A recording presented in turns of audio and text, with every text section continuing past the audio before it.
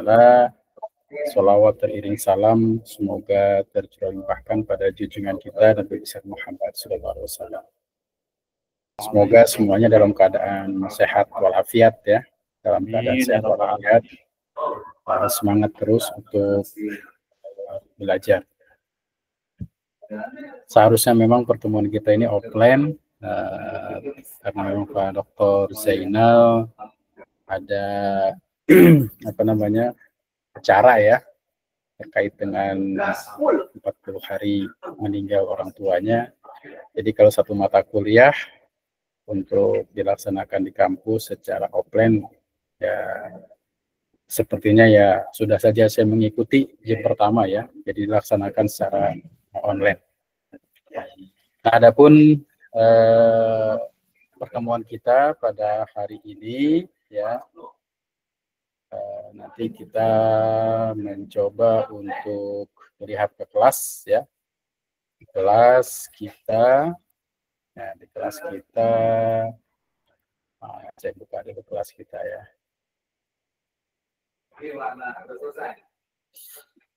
Di kelas kita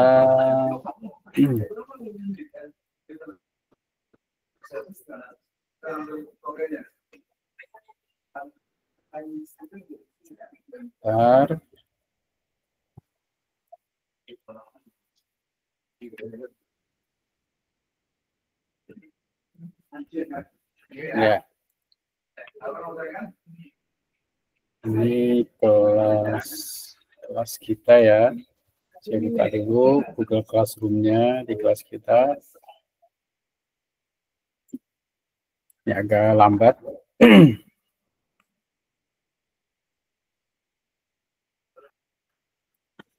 Jadi materinya insya Allah sudah tayang ya, materinya.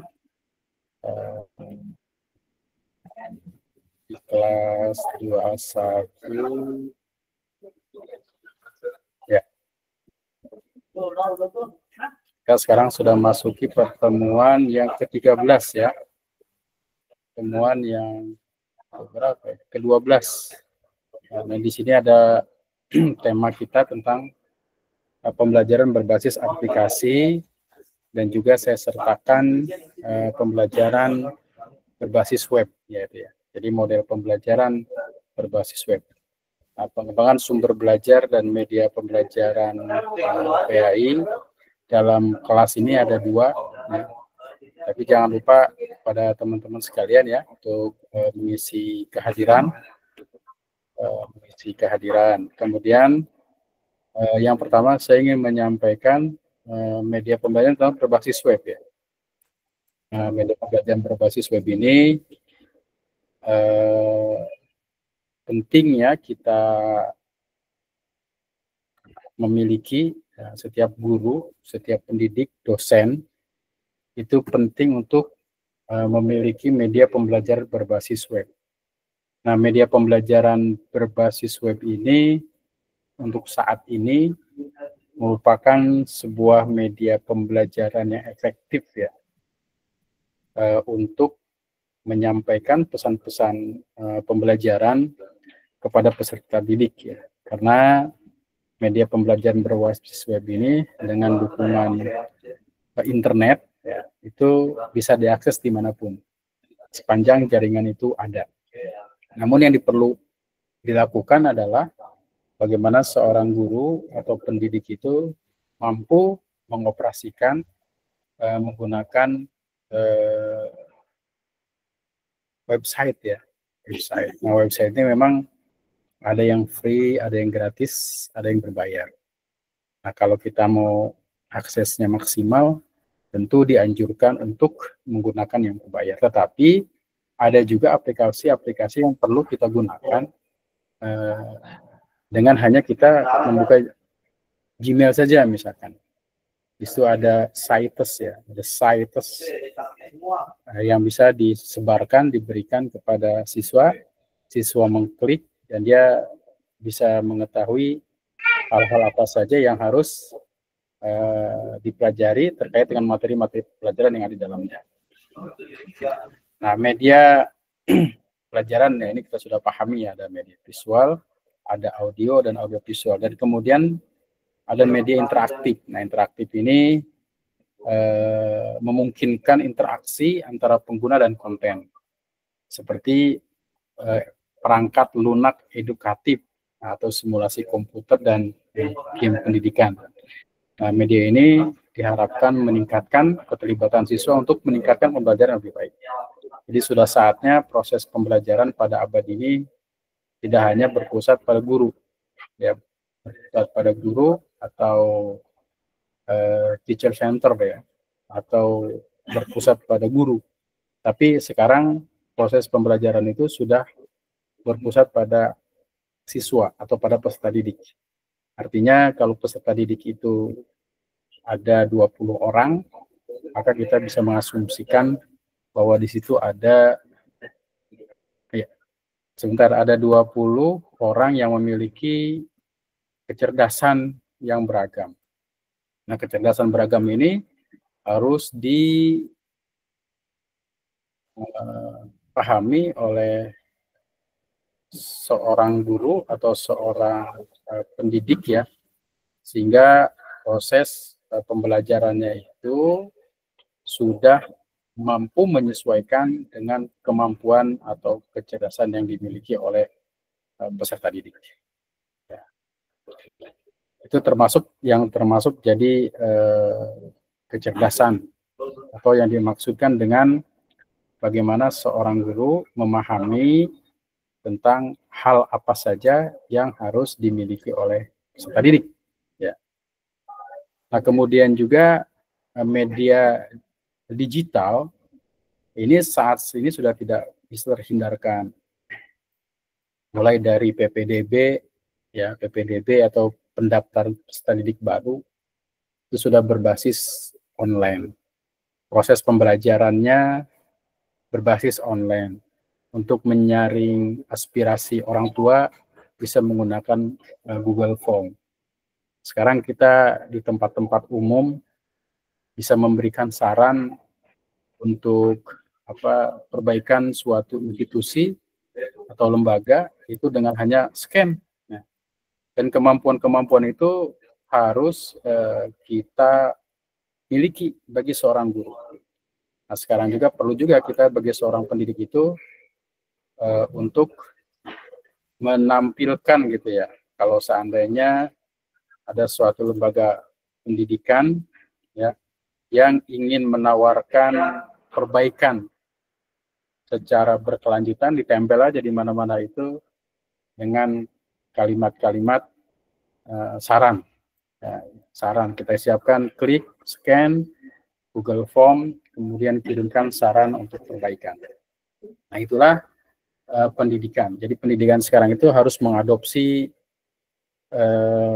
kondisi dunia saat ini. Kondisi dunia saat ini sudah begitu hebat ya. Jejaring sosial begitu banyak, media-media informasi sudah cukup banyak, alat-alat yang digunakan cukup banyak. Nah, yang diperlukan adalah kecerdasan.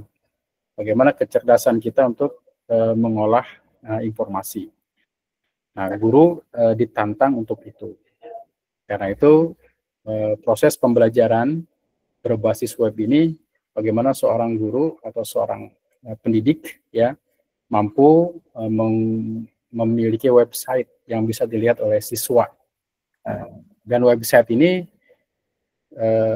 tentunya bukan untuk pribadi saja, tapi bisa diakses oleh siapapun. Dan perangkat-perangkat komputer itu mendukung, bisa diterjemahkan ke dalam bahasa apapun. Jadi kemampuan ini harus dimiliki. Ya, kita tidak menggunakan platform yang gratis saja ya, seperti misalkan Cites yang disediakan oleh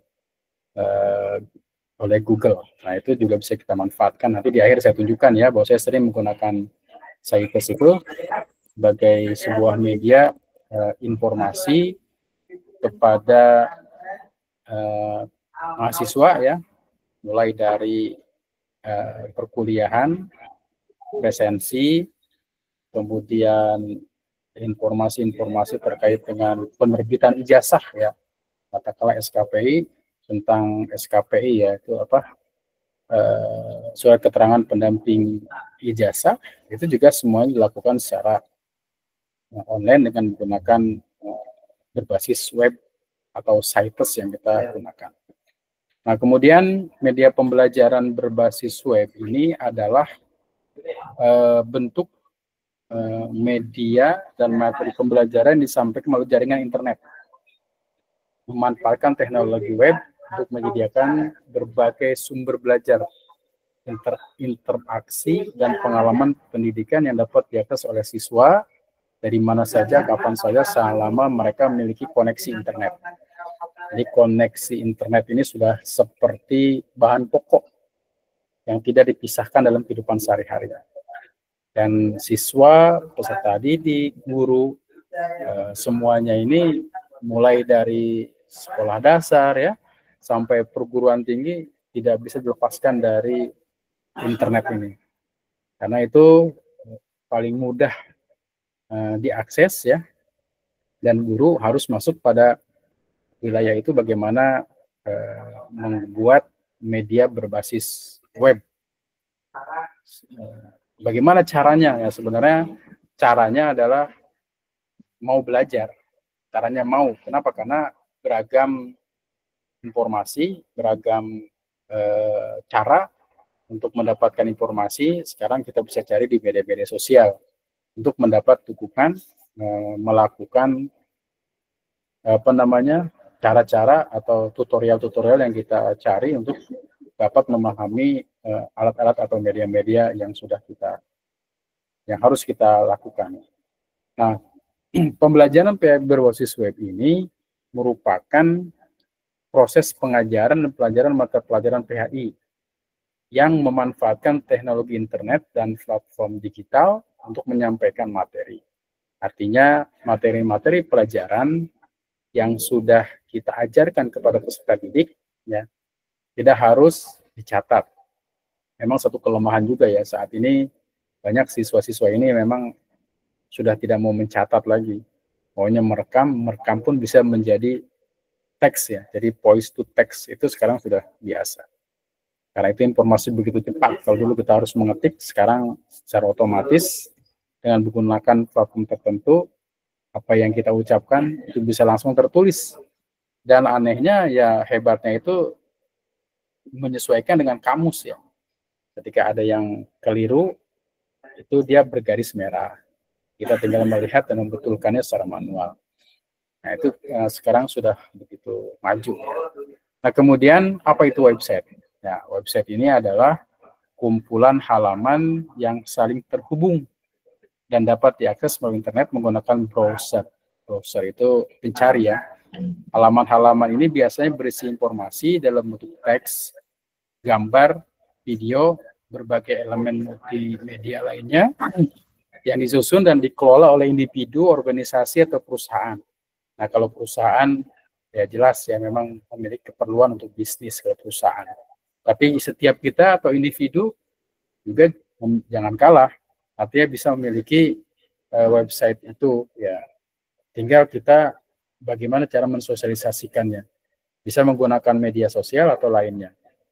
Nah, kemudian website ini diberikan dengan nama domain ya unik dan di-hosting pada server web yang memungkinkan mereka untuk diakses oleh pengguna di seluruh dunia. Jadi seluruh dunia dimanapun dia berada bisa mengakses website atau informasi-informasi yang kita tampilkan dalam layar, baik bersifat berbayar maupun bersifat gratis ya. Gratis itu juga cukup besar. Kalau kita biasanya dengan Google itu disiapkan 15 giga. Tapi kalau kita mau berbayar ya lebih dari itu, bisa sampai 200 bahkan terabyte. Nah, kemudian juga komponen utama website itu adalah domain. Ya, contoh adalah Sri Pala punya sitsipa.bogor.ac.id. AC itu akademik. Ya, artinya setiap pendidikan .ac. Sekolah SCH dan seterusnya ya, itu domain. Nah ini yang berbayar ya, dan seterusnya website, hosting, konten tuh apa nanti bisa saudara pelajari di presentasi ini. Di kelas itu sudah ada website, ada web page ya, halaman web ya, yang membentuk sebuah website, seringkali disebut dengan URL atau Uniform Research Locator, atau disebut halaman web ya, atau menggunakan dalam bahasa Hypertext Markup Language atau HTML ya. Nah, web hosting itu layanan yang menyediakan ruang di server untuk menyimpan file website sehingga dapat diakses secara online.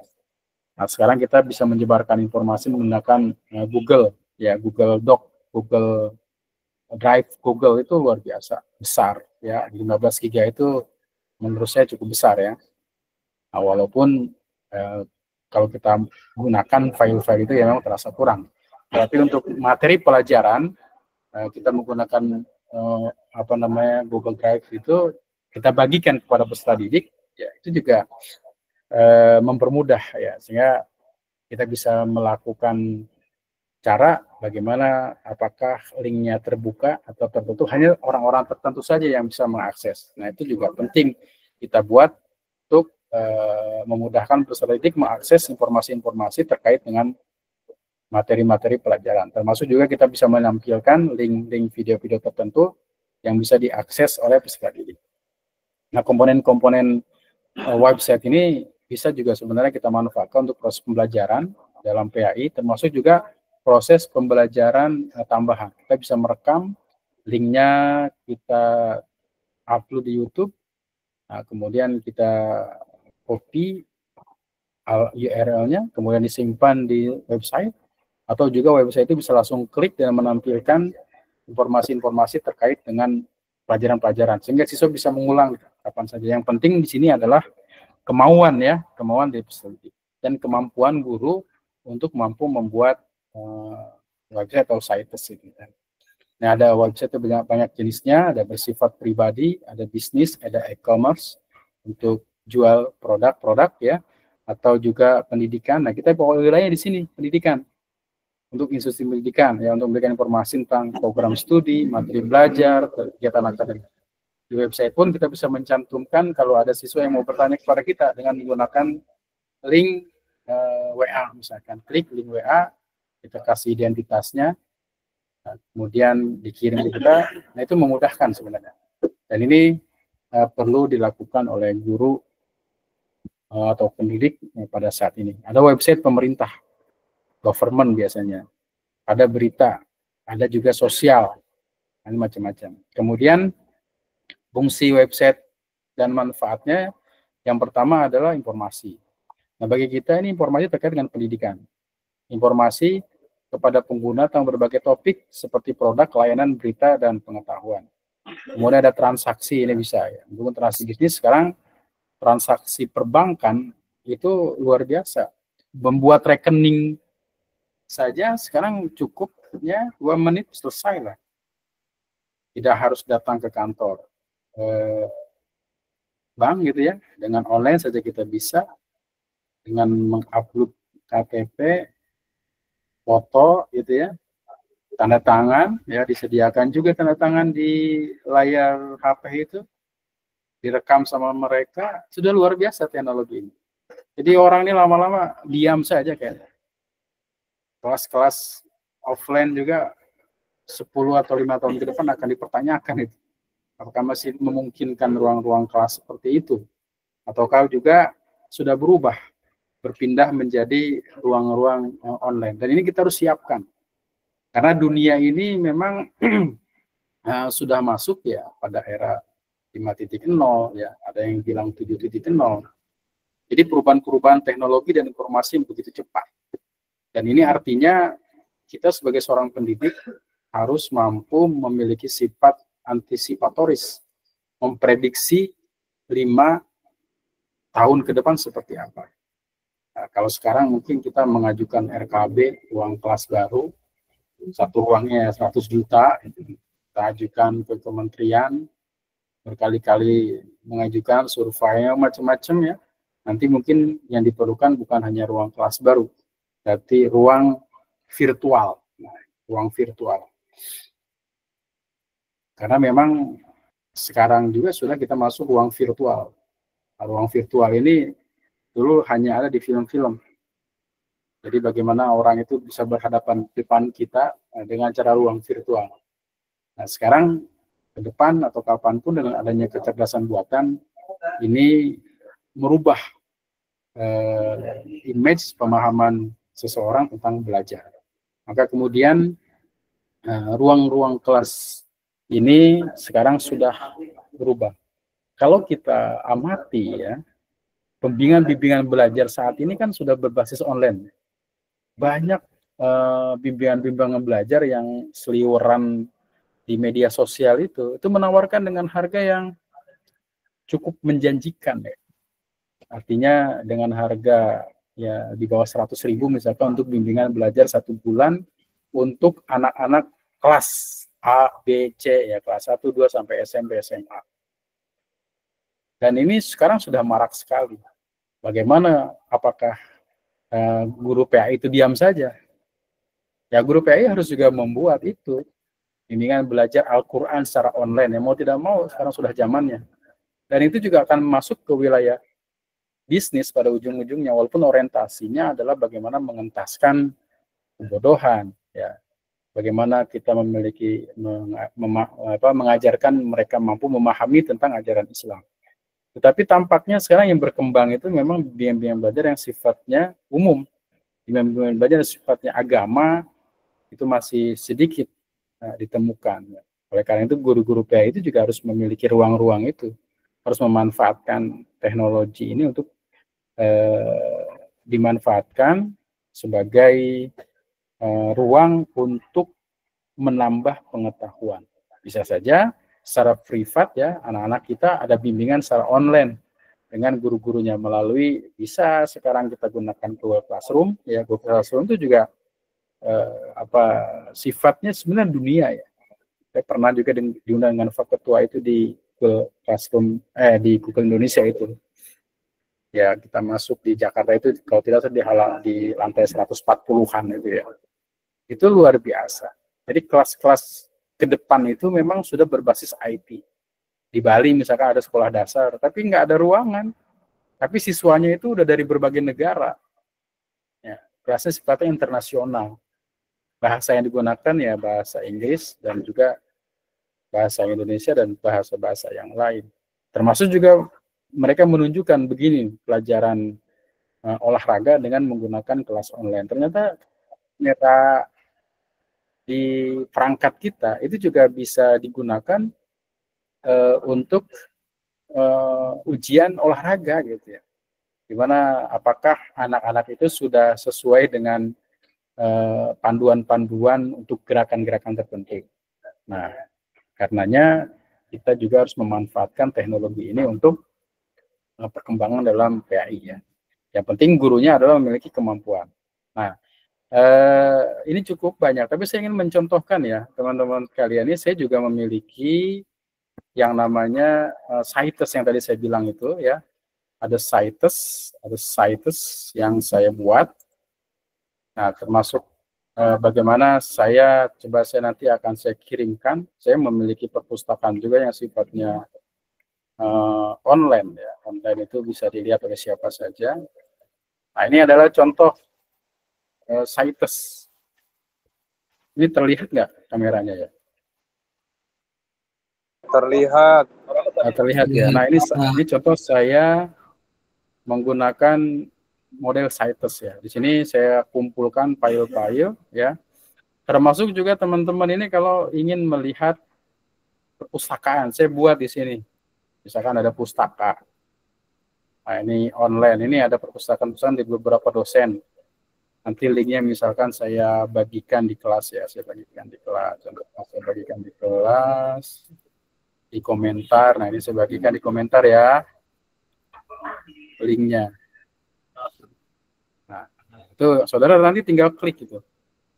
Tinggal klik, nah masuk. Katakanlah misalkan di sini ada tentang, saya klik nama saya. Di sini akan muncul referensi-referensi yang terkait dengan kitab. Nah, sini ada 2 nih. Kalau tidak salah ini 32 giga ya.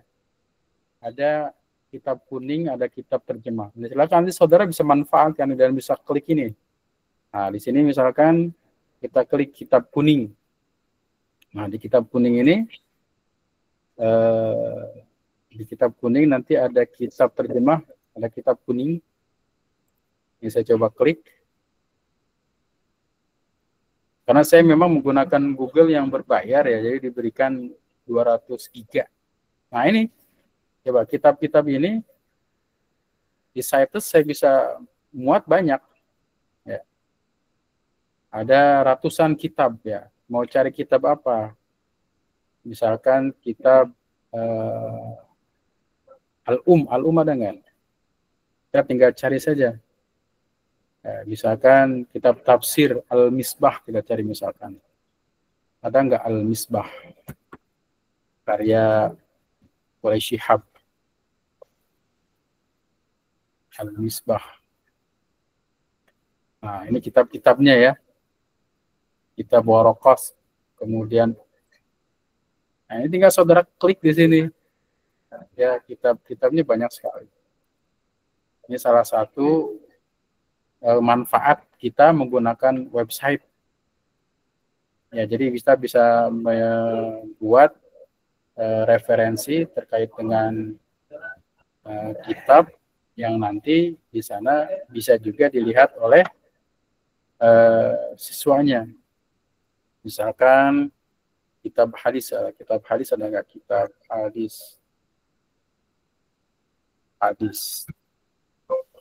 kitab hadis ya. Kalau dulu ada Maktabah Samilah. Ini kumpulan imam hadis. 12 jilid kitabnya. Kita klik di sini ada 12 jilid kitab. Ini ada Sunan An-Nasa'i, Ibnu Majah, Daruqutni, Abu Dawud, Muslim, Musnad Ad-Darimi, Musnad Abi Dawud dan seterusnya. Nah, An-Nasa'i misalkan kita salah satu kitab hadis yang jadi rujukan, kita klik di sini. Nah, ini kitabnya. Kalau kita beli ini luar biasa. Ya, nah ini kitab-kitabnya sudah ada di sini. Nih, jadi referensi yang saya cantumkan ini juga bisa dilihat oleh siswa. Ini salah satu manfaat. Jadi kita menggunakan model pembelajaran berbasis website. Site ya, ini.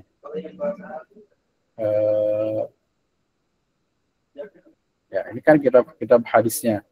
Nanti saudara kalau mau download silahkan, tinggal klik download. Ya, ini saya kasih linknya dari kelas. Atau misalkan di sini juga ada referensi-referensi lainnya. Misalkan kita beberapa buku-buku saya cantumkan di sini ya. Ada tentang multikulturalisme, ini buku saya ber-ISBN juga ada, bisa diklik dan bisa dipelajari oleh peserta didik.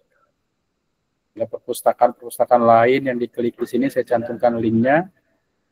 Perpustakaan Islam Digital. Nah ini kan kalau tidak salah dari wakaf dari seorang yang sudah meninggal ya, mewakafkan. Saya kasih linknya di sini. Nah, nanti tinggal klik misalnya Tafsir Jalalain, kita klik di sini. Nah, kita klik di sini. Nanti bisa membaca ya, seperti membaca buku yang ada buku fisik gitu ya, cuma bedanya di sini di layar. Ya, dia menggunakan aplikasi tertentu di mana kita bisa melihat dan membuka buku. Nah, seperti ini ya. Nah, kita klik misalkan halamannya. Kita perbesar, kita klik halaman berapa. Nah, ini salah satu manfaatnya. Nah, seperti ini kan.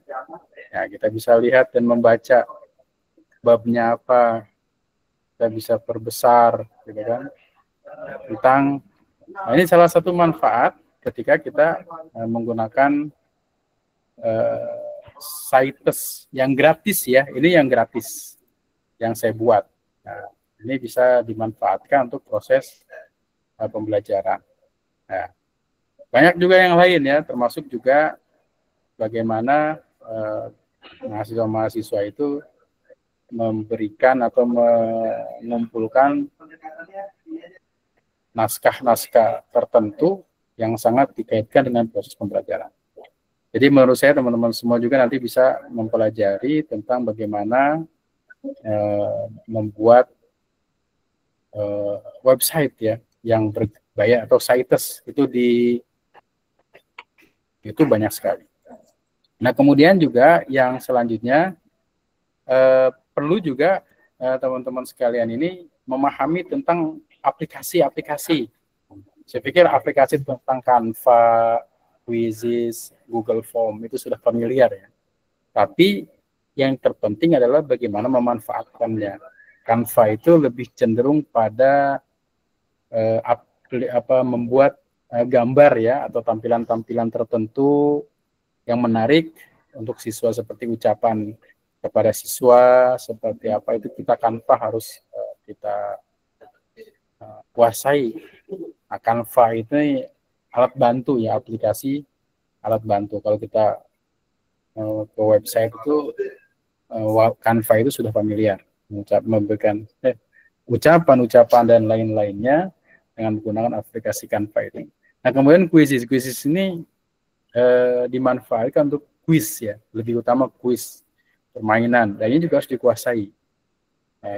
Kemudian juga kalau kita menggunakan ulangan dengan menggunakan Google Form itu juga bisa.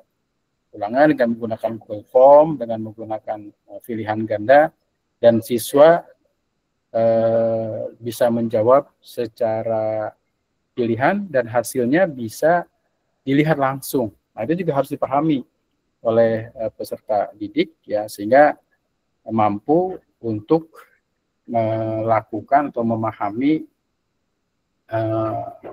cara menggunakan aplikasi-aplikasi seperti Canva, Quizzes, Google Form, dan banyak lainnya. Dan ini harus diikuti di sini di terakhir ya. Di link akhir itu saya sudah buatkan link ya untuk dipelajari, mulai dari bagaimana cara membuat Quizzes, Canva, dan Google Form. Nanti silakan diklik, dipelajari terkait dengan materi-materi yang telah disampaikan ini.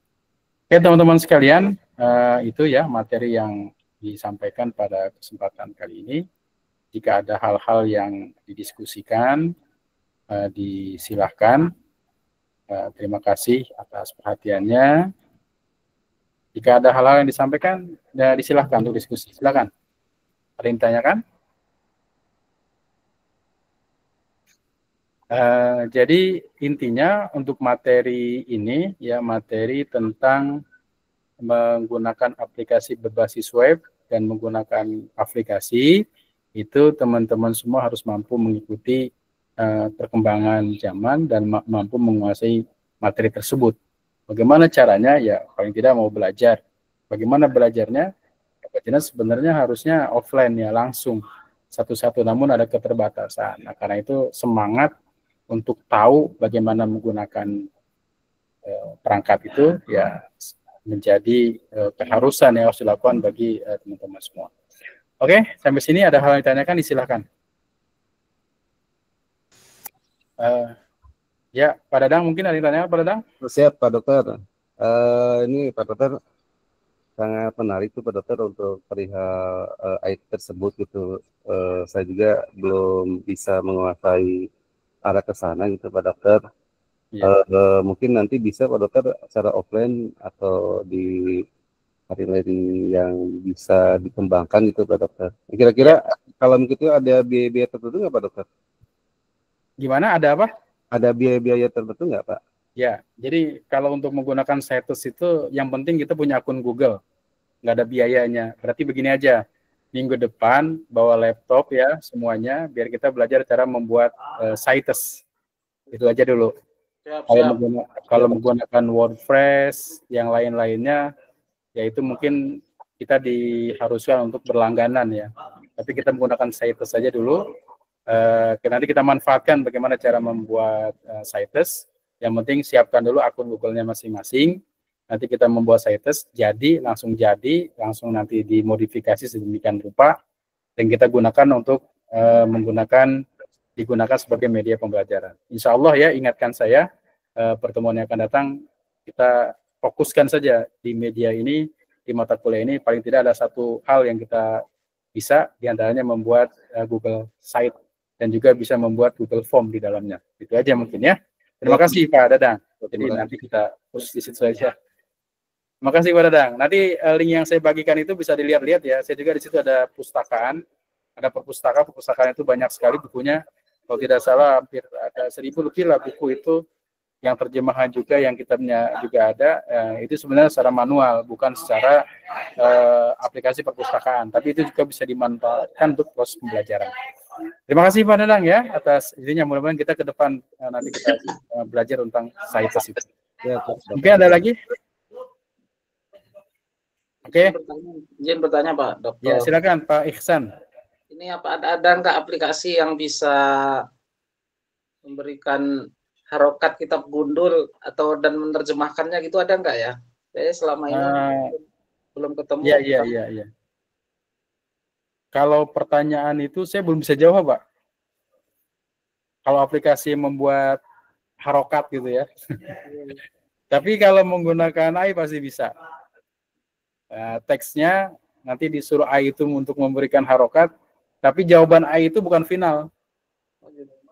Kita harus teliti juga jawaban AI, karena dia biasanya berkembang berdasarkan bahasa-bahasa yang umum. Karena tentang pemahaman kita terhadap Turat, terutama ya kitab-kitab kuning, kitab-kitab klasik itu memang harus betul-betul memahami kaidahnya. Jadi kalaupun kita menggunakan aplikasi itu kadang memang tidak sesuai dengan konteksnya. Tapi yang lebih penting itu. Tapi memang untuk memahami harokat itu pun penting. Zaman sekarang pasti ada kalau kita cari untuk memberikan harokat-harokat itu. Karena memang bahasa Arab itu sesuatu yang unik ya dibanding dengan bahasa-bahasa yang lain. Jadi pemahaman kita tentang bahasa juga harus. Tapi memang untuk harokat itu ada, pasti ada. Ya, pasti ada. Contohnya gini. Sekarang kalau kita menggunakan Google Translate, ya Google Translate, itu kan dengan menggunakan teks bahasa Arab juga bisa berharokat. Cuma masalahnya harokatnya benar atau tidak, itu kan masalah lain. Yang penting orang itu memahami kaidah bahasa Arabnya dulu untuk mengetahui itu benar atau tidak. Karena bahasa Arab yang di Google itu cenderung bahasa Arab yang sifatnya adalah umum ya, umum. Terkadang yang namanya umum itu bahasa tidak di luar kaidah tertentu. Maka kemudian ketika kita menggunakan bahasa Arab umum dengan bahasa Arab kitab itu berbeda, sangat berbeda. Nah mungkin kalau terkaitannya ada nggak? Ya saya jawab kalau saya belum tahu ada atau tidak. Tapi kalau kita menggunakan aplikasi yang umum, ya itu bisa ada teksnya ya. Karena dalam bahasa itu ada nilai rasa bahasa yang harus kita pahami ya. Jadi setiap bahasa itu punya lingua franca namanya ya. Bahasa Arab itu panjang, pendeknya diucapkan berbeda makna. Dengan bahasa Indonesia berbeda. Bahasa Indonesia mau panjang mau pendek artinya sama. Saya pergi ke pasar dengan saya pergi ke pasar ya sama aja artinya. Kalau bahasa Arab mungkin ada makna yang berbeda. Mungkin itu Pak Ihsan ya, kalau aplikasi-aplikasi itu. Iya, terima kasih. Kalau yang terjemahan, kalau terjemahan kan kadang kita bisa ketemu. Ada kitab Arab, kemudian udah diterjemahkan. Cuman kadang untuk yang versi ada harokatnya, kadang kan nggak ketemu kita karena itu tadi. Kadang kita guru PA itu ada yang menuntut menganggap kita itu harus bisa baca kitab gundul gitu. Iya. Karena walaupun kadang alumni pesantren kadang juga belum tuntas untuk belajar kitab. Betul Pak. Tapi ada itu aplikasinya, dicari suatu saat akan ada itu untuk harokat. Tapi terkait benar atau tidaknya kita jangan 100% percaya sama aplikasi. Ya, sepertinya ada itu ya. Terutama bagi penutur yang bukan Arab, karena bahasa Arab yang berkembang juga cukup pesat ya. Karena itu aplikasi itu ada, cuma mungkin kita belum temukan aja. Soalnya mungkin nanti ada informasi terkait dengan hal itu. Ya Ustaz, itu ya. Oke, ada lagi ya teman-teman yang lain? Terima kasih atas perhatiannya. Mohon maaf atas kekurangan. Jangan lupa ya untuk mengisi kehadiran hari ini. Dan insya Allah ke depan kita coba nanti belajar menggunakan CITES ya sebagai media pembelajaran kita. Terima kasih atas perhatiannya. Mohon maaf atas segala kekurangan. Khairul kalam. Assalamualaikum warahmatullahi wabarakatuh. Waalaikumsalam warahmatullahi wabarakatuh.